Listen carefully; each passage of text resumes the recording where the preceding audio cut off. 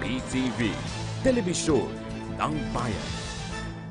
Samantala, dismayado si Senador Panfilo Ping Lacson kay Vice President Leni Robredo matapos magpadala ng video sa United Nations hinggil sa anti-drug campaign ni Pangulong Rodrigo Duterte.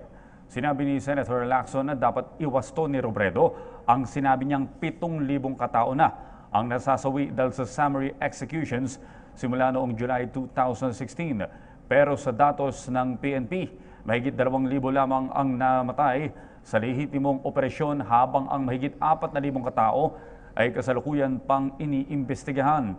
Hindi rin umano binanggit ni Robredo na meron ding namatay at nasugatan ng mga police personnel sa nasabing drug war.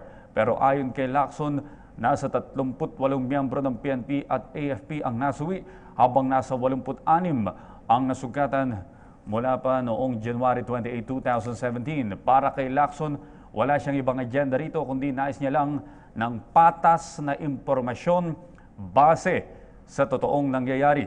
Sinabi rin ng senador na ginagamit lamang ng Liberal Party si Robredo para sa kanilang political